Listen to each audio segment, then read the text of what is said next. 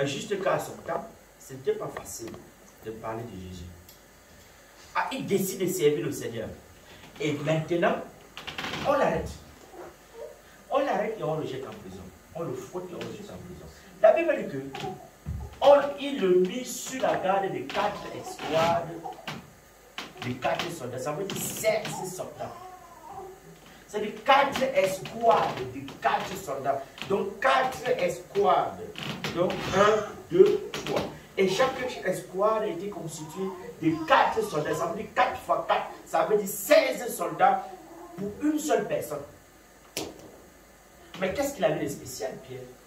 C'était un gars trop musclé. Et même si tu es trop musclé, tu peux pourquoi 16 soldats pour une seule personne? Seigneur, le nom de Jésus, parce qu'il a parlé de Jésus, il a fallu qu'on prenne 16 costauds hommes soldats.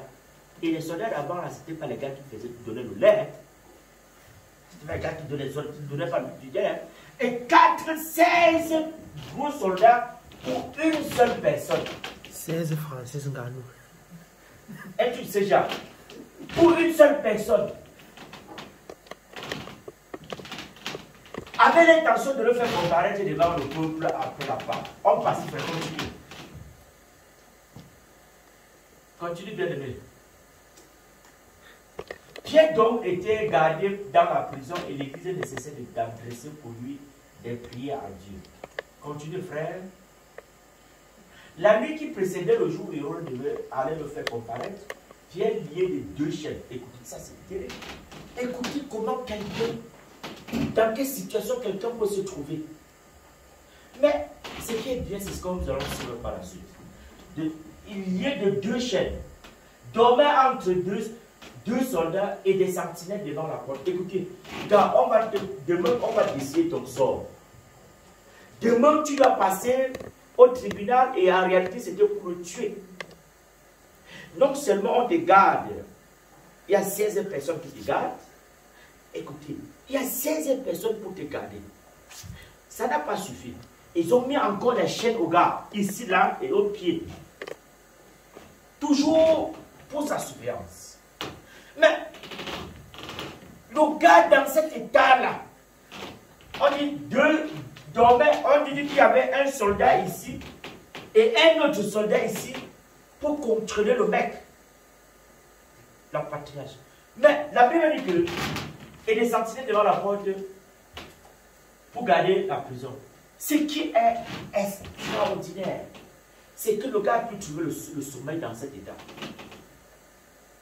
Comment il a fait pour trouver le sommeil dans une situation aussi compliquée, frère? Comment il a fait pour trouver la paix dans son cœur, dans un état compliqué comme ce qu'il a connu? Comment il a fait pour trouver l'équilibre et avoir la confiance à son père dans une situation aussi compliquée? Gardé par 16 soldats, avec les chaînes partout. 2 hommes sont ici à côté. Tu trouves le sommeil? Mais comment tu vas faire pour dormir? Dites-moi comment, dans une situation compliquée, comme ce que nous sommes en train de dire là, tu peux trouver le sommeil. Comment? Comment il a fait pour trouver le sommeil? Le gars avait confiance à Dieu. Le gars avait confiance à son Seigneur. Le gars avait confiance à Jésus. Frère, et c'est ce qui nous manque aujourd'hui. Oui. C'est ce qui nous manque aujourd'hui, la confiance. Même quand c'est dur, je serai là.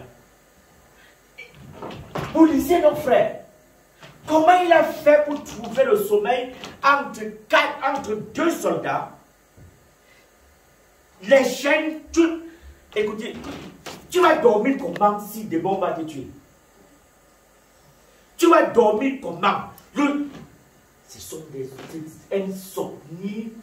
Le sommeil ne peut pas venir. Quand on a seulement un examen demain, là, tu ne peux pas passer les nuits blanches. Quand tu as seulement un truc à faire demain, là, ta réflexion, tu ne dors pas. Mais sa situation, frère, sa situation, comment il a fait pour trouver le sommeil? Ça nous interpelle tous. Ça nous parle. Ça doit nous parler. Comment il a fait pour trouver le sommeil. Quand je lis toujours cette partie, je n'arrive pas à comprendre. Pourquoi nous sommes tellement... Pourquoi le découragement arrive tellement dans notre vie? Pourquoi servir Dieu pour nous? C'est parfois comme si on a déposé toute la main sur ta tête. Et même si c'était le cas, dépose au pied de Dieu. Dépose au pied de Dieu. Et continue à œuvrer comme tu œuvrais. Et continue à servir comme tu servais. Et continue à avoir ton zèle comme tu avais ton zèle. Mais comment peux-tu avoir le sommeil dans une situation pareille? Comment peux-tu dormir jusqu'à ronfler dans une situation pareille? Frère, continue. Comment peux-tu trouver le sommeil? Alors, et voici dans... C'est cette confiance-là que Pierre avait. Oh, Jésus-Christ. Pourquoi nous prions que tu nous amènes à ce niveau? Il n'a pas parlé à Dieu. C'est-à-dire, même son état, c'est-à-dire, seulement l'assurance, même seulement le sommeil a démontré que le maître, c'est Jésus ou rien. Jésus était obligé de descendre et intervenir parce que voilà des hommes qu'il cherche. Et oui, il a prié. Est-ce qu'on ne parle pas? Mais oui, on dit que les frères étaient dans des salles de prière et priaient pour lui. On priait pour lui. Mais l'homme lui-même en question. Quand on prie pour toi, là, est-ce que tu as le...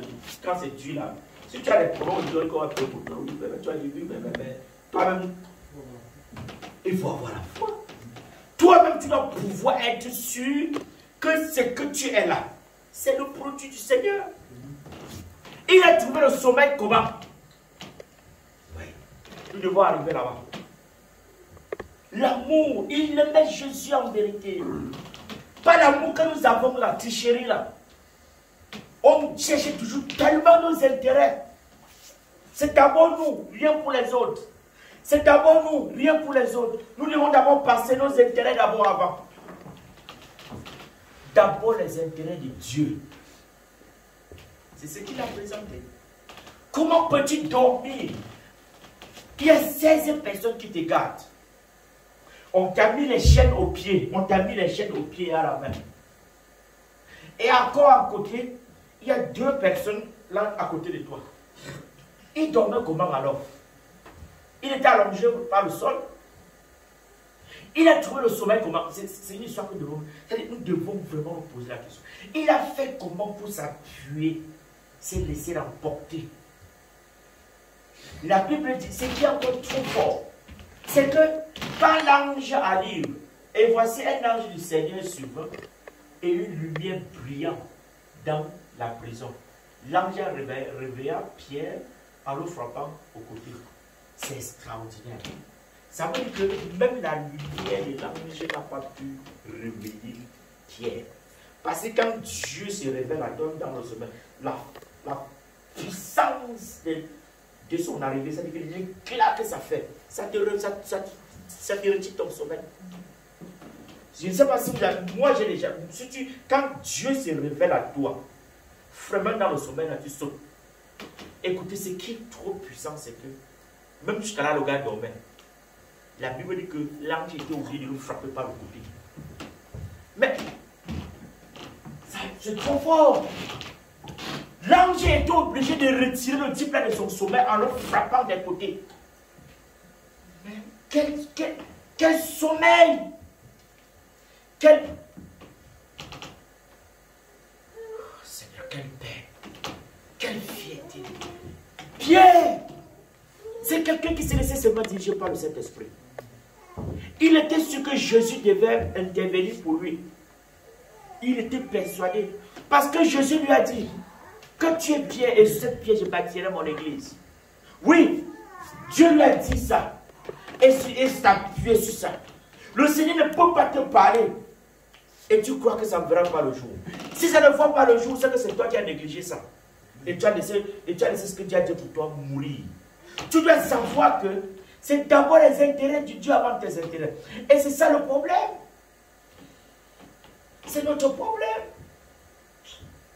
Comment il a fait pour trouver le sommeil, frère? Comment il a fait pour trouver le sommeil? Comment agissons-nous quand nous sommes dans des moments difficiles? Oui, on cherche on cherche toujours des solutions. On veut faire... Non, Dieu ne veut pas ça. Il veut que nous comprenions que nous pouvons nous appuyer sur lui et faire tout bien.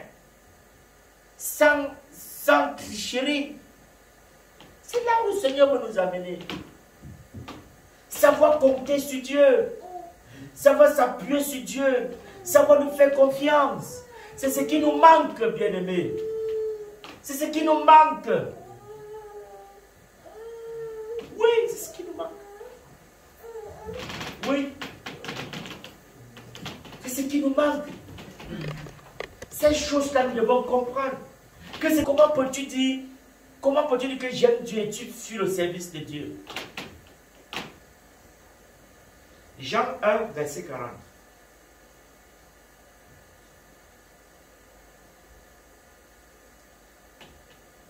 Il y en a assez. Même nous devons regarder ces choses-là pour comprendre que c'est ce que Dieu attend de nous.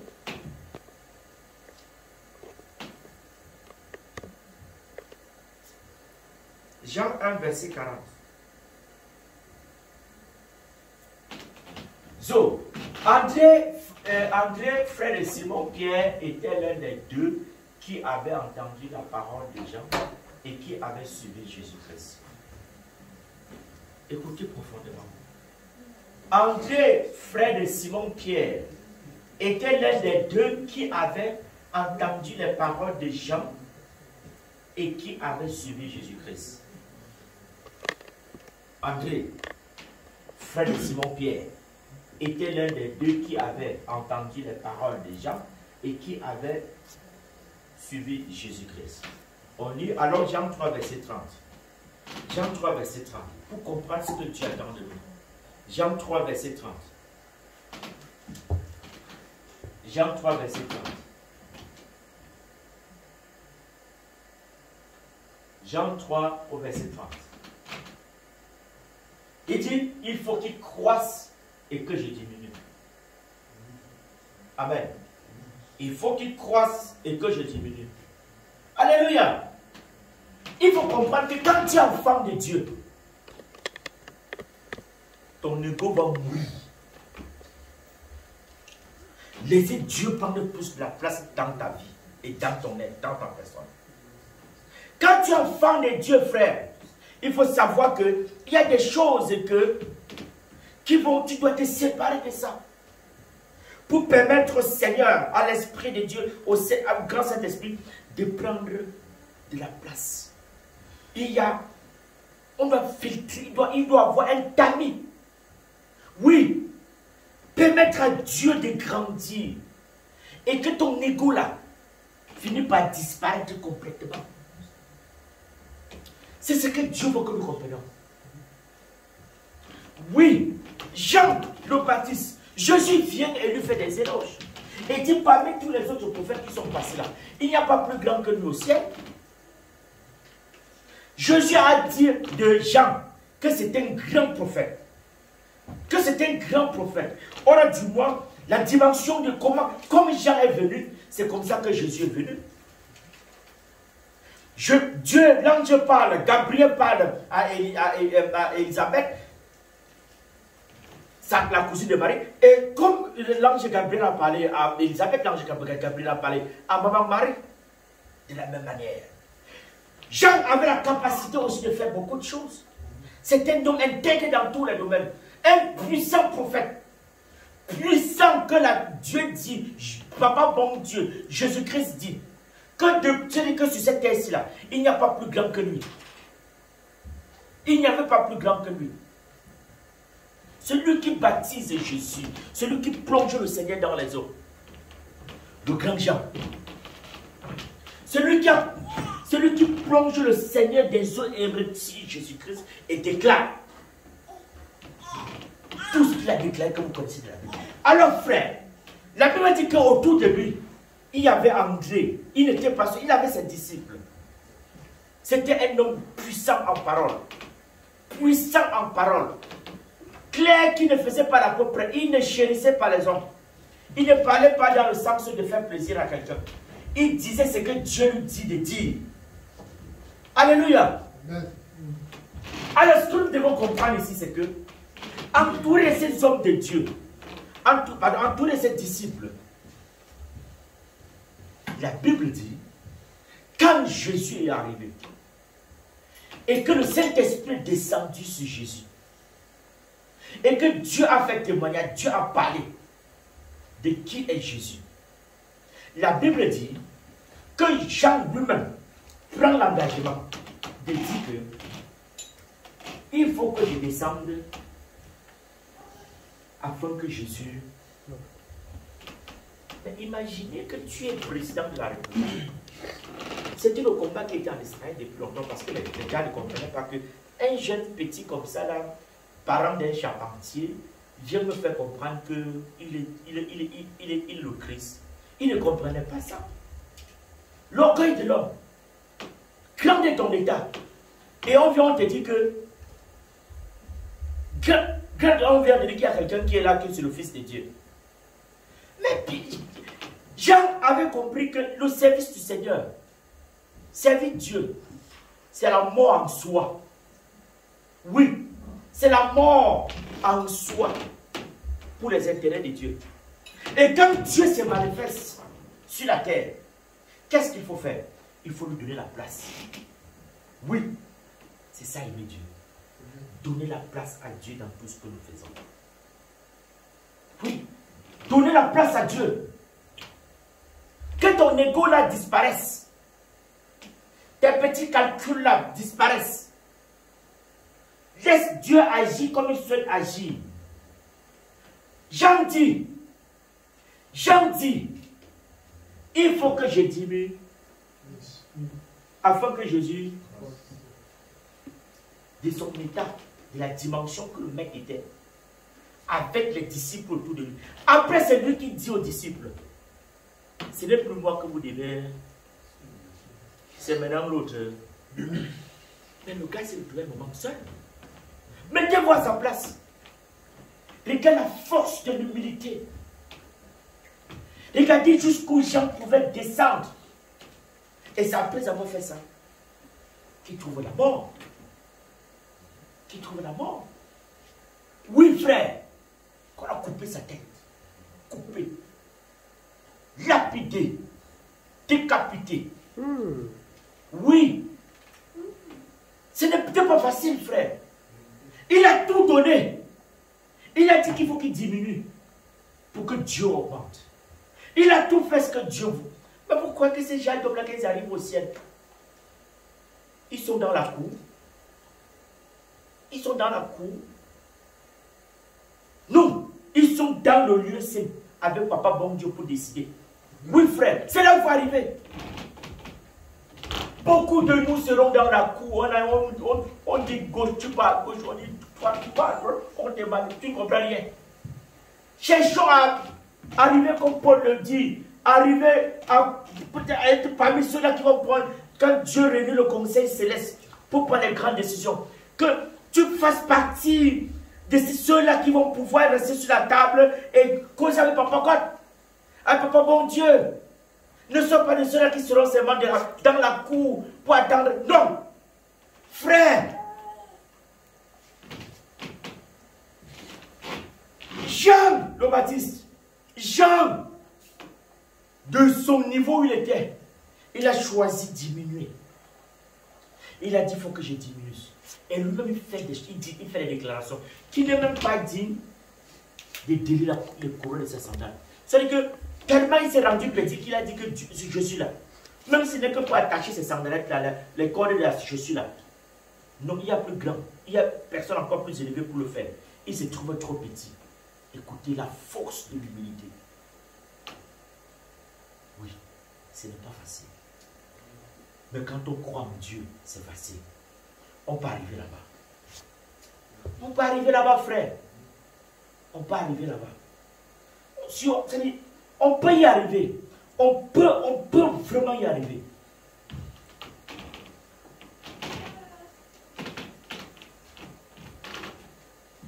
Il a dit à ses disciples, non, ce n'est plus moi maintenant que vous devez suivre.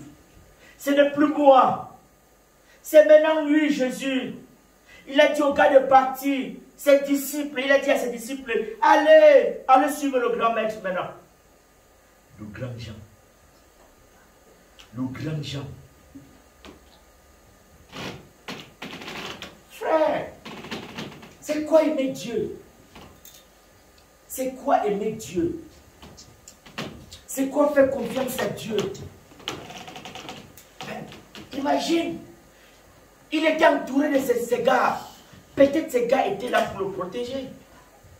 Peut-être par moment quand il y avait des challenges. C'est quand ces gars partent que le mec se retrouve dans... Mais frère, si tu dois accompagner quelqu'un, subitement tu te retrouves seul. Subitement. Quoi que c'est facile. De se séparer de ses amis, peut-être même les amis d'enfance, peut-être les personnes les plus sûres. Tu leur demandes de partir. Parce que ce n'est pour toi qu'on va honorer. C'est maintenant Jésus. Vous croyez que c'est facile? Vous croyez que c'est facile? S'abandonner à Dieu, suivre les instructions de Dieu. Dieu lui a donné cette instruction. Il fallait l'appliquer. Tu as le choix de l'appliquer ou pas. Mais Jean a choisi d'appliquer. Nous devons choisir d'appliquer les instructions de Dieu. Nous devons choisir d'obéir à Dieu. C'est ça l'amour de Dieu. Hein? Ce n'est pas de les bénir à quelqu'un. Les bénir à quelqu'un, c'est bien. Mais il y a encore plus bon que ça. C'est d'obéir à Dieu. Et nous allons poser la question, c'est quoi obéir à Dieu? C'est quoi obéir à Dieu? Oui. C'est ce qu'il faut. Dieu faut que nous comprenions. Alors frère, nous devons nous interroger. Moi je crois particulièrement que ça demande une interrogation profonde. Nous devons chercher à comprendre